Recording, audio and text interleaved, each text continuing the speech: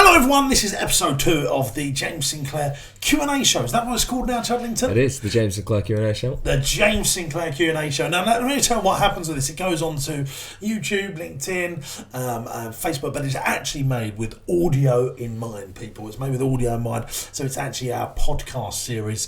So we put it on iTunes. Yeah, iTunes, Spotify, SoundCloud, Google Play. All the big players, all the headliners are there. And basically what this works from all of our videos, backstage business, secrets of success, and sometimes we put some content videos out onto all the platforms. Sometimes people ask us questions, and what we thought we'd do, which is a much better way of answering the questions, we would take those questions and put them into the James Sinclair Q&A show, and we ask anywhere between 2 and 4 questions at each show, and we've got 4 stonkers for you today where I'm going to give answers to the questions that you've asked. Chudlington, who makes all of our videos and edits them and puts this all out, he's going to read the questions out. We'll put them on the screen as well if you're watching, but if you're listening you can hear. So I think we should kick off with question number 1. Go for it, Chudders. Let's go. Louise Ives Wilkinson says, loving the videos, keep up the great work guys. We create internal spaces to help increase productivity and motivation and in turn improve your bottom line. We would love to win and chat about retainer fee services or anything else you fancy really. Good luck everyone. Well, I'm off to see Louise tomorrow. I spent a day with her because she did win. So she was going into all the competitions, wasn't it, Louise? So the real question is how do you get retainer fees, I think, is the... So she goes out, I do know a little bit about Louise's business. She goes out and... makes businesses more profitable by sorting out their feng shui, the look and feel of them, whether that be an office, retail, or restaurants, for example. When I've spoken to Louise before, but she's asked me again, is how can you build retainers so you're not shopping for work all the time? Now, not every business can do that, but some businesses can do that. In our portfolio of businesses, for example, our day nurseries, they're a retainer type business, a residual income type business. It means you do all the work to get a customer, whether they're a retainer customer or a non-retainer customer, but then you can keep them and they pay you the same each month. But it all depends on your business line. I do think, Louise, for your type of business, it is a consultancy business. So if you could go out and find people where you could give them unlimited advice for X amount a month, I think that'd be a much smarter way of building a nice, sustainable business. How do you go about doing it? That was the big question, Chudders. How do we go about doing that? Well, it's really getting yourself out there as a real good expert in what you do, maybe writing a book, getting articles out there, videos on LinkedIn. Make sure you become a content marketer so people know that you are the bona fide expert of what you do. And it's picking up the phone and going, seeing the right people. Yeah, I mean, for your sort of business, if you wanted to build a boutique business, you need 8 to 10 good clients on retainer, and that would build you a fantastic business where you wouldn't have to shop around. You can pick and choose what you want. I think the first stage in doing this is deciding that's what you really want to do, commit to that's what you really want to do, and make sure that over time you find those clients that want to do that. But it's building up your expertise, being famous to a few for your thing, and definitely articles, LinkedIn, examples of your work, saying, look, this would be the price non-retainer, this would be the price on a retainer, where we can keep doing things for you. I'm thinking now you're finding a CEO of a restaurant chain, rather than him paying £20,000 to have the thing designed every time he opens. You say, look, for £40,000 a year divided by 12 monthly instalments, we'll continue to advise on what you need to do, and I think that'd be a smart thing to do. But you've got to get out there, put some calls in and network with the right people and find out where they're hanging out.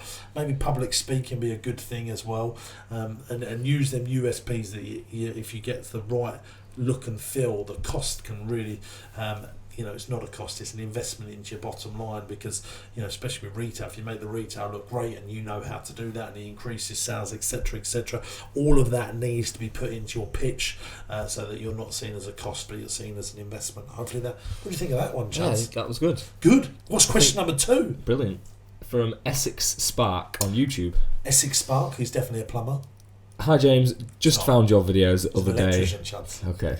Sorry, little joke there for you. Hilarious. Jokey. Yes, he's just found us. So just found your videos the other day whilst researching Pimlico Plumbers and Charlie Mullins. I'm assuming that's the video where we spent the day with him. With Charlie. We run a budding electrical company specialising in maintenance and repairs. Was just hoping you can give me some advice regarding the early days of a business and scaling up. We are in that difficult middle stage where we are growing, turning over a good amount, but need more staff. Good electricians aren't cheap, and we don't have huge cash reserves. Yeah. So this guy's name is? Essex Spark is the name Essex of the Spark. YouTube I don't channel. know your name, but I'd love to. If you have a leaving question, make sure you put your name, because we'd love to address you by name. Hey, look, Essex Spark. It's a difficult thing running a medium-sized business. It's one of the hardest parts of business. Running a boutique business is easy. Running a big business is easier. Running a medium-sized business, so this is anything that's doing, $500,000 to 2.5 million of revenue. It's very, very tough, because you've got to concentrate on sales, but then you need to put in really smart operations. You need to systemize the business. You need to be training. You need to be marketing. You're starting to wear loads and loads of different hats, and it can feel like you're working a lot harder for the same return as when it was a smaller business, or in many cases less than when it was you earn less than when it was a smaller business. So one of my top tips would be, make sure you concentrate on sales before operations. Sales is what's going to survive you, but as soon as you can, you put the operations in place, and make sure you're looking at systemizing things as much as you can. Everything you look through and that you do, make sure you write it down. And I think what happens with business owners, especially you're mentioning all the expensive people, like employing electricians is more expensive. Have you thought about getting an administrator in, or a PA that's far cheaper, so you can park all those tasks over there, so that you can be doing the electrical work, which is a much higher value, which actually gives you more margin to employ people. Is spending, doing stuff for administration is really, really important, and most business owners take on all those tasks, and they just shouldn't. Nice. So, you have covered that. Yeah. It was just asking about early days of business and scaling up. All I can say, it's been the toughest part of my business career. Because you need the operations and you can't afford the operations, but try not to think about. Let's just reiterate the point. Try not to think about employing the expensive people. Employ administration and organisations. Getting yourself a PA and be much cheaper than an electrician, and really look at what you're doing. And I bet you're doing a lot of office stuff, and that's just stupid. Get out there doing sales roles and meeting people and growing your turnover. The thing that I always say is, you want to be building the business, not running the business. Get someone else to run the business so that you can go out and build it, and very quickly you'll see some improvements. Question number 3, shuttling. So this one is from Lauren Prentice. Hello, Lauren, EN member. How are you? Hi, James. I run a few businesses: a children's entertainment company, cookery class company, national elf service (in brackets at Christmas), and also sell theatre tickets, arrange coach trips. All fees into one another. As the business grows, we're always looking for more staff. So my question is, where's the best place to look for staff, to find the people for the job? Find the best people for the job. How do you sniff them out? How do you sniff them out? Well, first of all, I think good people want to work for good people. Great people want to work for great people. And it's all about how you look. Especially, you see, that's so important. It's always overlooked. If you're getting average staff, it's probably because you're an average leader, and you've got to motivate people. You've got to educate people. Educating them motivates them. But when you're interviewing, tell them the stuff that they're going to learn, because money's an in and out commodity. Everyone earns a salary, and it comes in and it goes out, but it's actually what you're learning to think for the future, especially younger people that are good, smart people. I want to know, what's my future look like? What am I going to learn from this process that's going to open me up to go into the future? So I think, Lauren, when you're looking to employ people, make sure that your ads that you go out there just doesn't talk about this is your hourly rate, this is what you'll be doing. Tell them what their potential future could be and what they're going to learn from working from someone like you, and where their future's going to be within the organisation from an education point of view, not just on an earning point of view. The phrase that I always say to this is, if you're an animator and Walt Disney rang you up and said, look, I hear you're a good animator, would you like to come work for me full time for nothing for a year? But you'll be working directly under me. Now, I know the bloke's dead now, so we're really talking about a fantasy situation here. But if you're a really good animator and you want to work in the film industry, they would give up their time to work for Walt Disney for free, because he's a great person, where you're going to learn great stuff that can really, then after year one, if you've done that, what would it do for your business? And I think people just get so high up on what the the basics of the job rather than what they can potentially learn.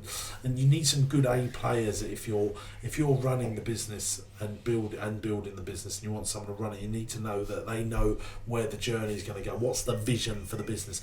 Good people are attracted to great visions, and you've got to make sure that's written down and documented and say this is where you'll be in the next 5 years. And once you start doing that, and that feeds through your job adverts and it feeds through all of your recruitment companies, you'll start sniffing out the better people. Both of my books mention this, Lauren. Slide number 1, isn't it, on your foundations? Yeah, it's just if you want good people, you've got to be good, and it's got to be, Lauren, I do all these videos and stuff, and people sniff me out. I'm not saying that you have to do it to the extent that I'm doing it, but when they meet you, tell them what their future's going to be on interview, and I've always practiced that approach, and I'm honest about it. If I think someone's fantastic, I can't wait to make them have a fantastic position within our organisations. Sounds good. Sounds good. It's very serious, this, isn't it, today, Jack? But there's some good questions, deep questions. Employment. Yeah. Sales before operations. This is the last question, the grand finale. Yeah, one more question. Numero 4. Jamie Reeves says, "Hi James, I run the best singing waiters. We provide surprise... maybe better than that. Yeah. We provide surprise entertainment for weddings and events. I've spotted a different gap within the wedding industry that would have a similar operating setup to the waiters, but in a different section, videography. How do you set up a different product line without losing focus on your core business?" Well, I think you should follow one course until successful, focus. So make sure that you've completely exhausted the first business and there is no room to grow before you look at a second business, unless you've got the management around you that you can invest into the management of a business. It's classic entrepreneur business, that where you've got something that's sort of semi-successful, and then you've got these opportunities that get magnetised to you because you're an entrepreneur. People will always send you opportunities, you'll see opportunities, and you just want to be ultra fussy on those opportunities and learn to say no to most of them. And the other bit, the thing about your singing waiter business, you go and do a gig, for example, and you leave. The problem with the videography business, we're an organisation that does a lot of videos, aren't we, Chad? 1 or 2. We have, Chuds has full control over the edit and the job is done. I do not like businesses like that sort of a business, like start building websites and videography. The customer always has, can you just do this? Can you just do that? Can you just do that? And the job never gets done, unlike your singing waiter business. So I would just air some caution on that. I'm not saying it's impossible, because there's plenty of videographers that make a living, but if you want to build a business of scale, that is not, in my view, a scale business, unless you're like the best and there's huge margin in what you're doing. But we don't like teaching our members at Entrepreneurs Network to build businesses where they continue to have edit after edit after edit. And that's not just videography. That's graphic design is another one of those. You design a leaflet and goes, can you just put that font there and that colour there, and it just goes on and on. It's hard for the product to be finished, isn't it?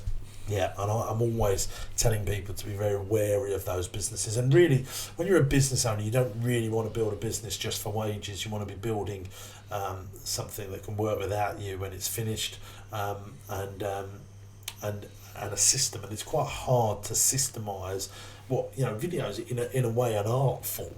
Everyone's got a different perspective. I mean, if you took some footage of this video, someone else will edit it different to Chad's, and have a different view, put a different song in there or different headings and all that stuff, and it just never. And so, this is why it works for what we're doing, because he decides what's the finished product, and we've made some 200 videos, and I see everyone before it goes out, and I hardly ever say, can you change that? And if I do say, can you change that, it's for a protection point of view, like that. I think, it's confidential reasons. Confidential reasons, for sure. So that wraps up this James Sinclair Q&A show. Don't forget, if you've got questions that you would like put to me and you would like us to feature them in the next James Sinclair Q&A show, which will be episode 3. All you need to do is get onto YouTube, subscribe to us, and then just leave a comment under any one of our videos. If it was a relation to a particular backstage business thing, we'll pick up those questions and we'll get them in the Q&A show. And the ones that we really like, there's always prizes. We can either send you books, magazines, and sometimes even calls with me. So should we choose a winner for this one? Yeah, let's do it. Chuds always gets to decide the winner.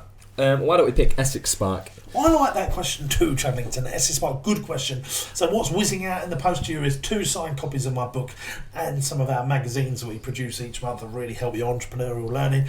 So make sure when you see this, we need to get hold of you. How are we going to get I'll send him a message on YouTube. We'll send you a message on YouTube. Make sure you check it out, because there's going to be 2 books in there and at least 5 of our magazines, which is packed full of business advice, and that's coming out free to you because you've asked a fantastic question, which I think will benefit our viewers and our listeners. This is the James Sinclair Q&A show. I've been James Sinclair, and that man has been Michael Chudley. Chudlington. Or Chudlington. I prefer to call him. Or Chudders. We'll be back very soon with episode 3. Don't forget, comment away on YouTube, and we'll get your questions on the Q&A show. Bye. See ya.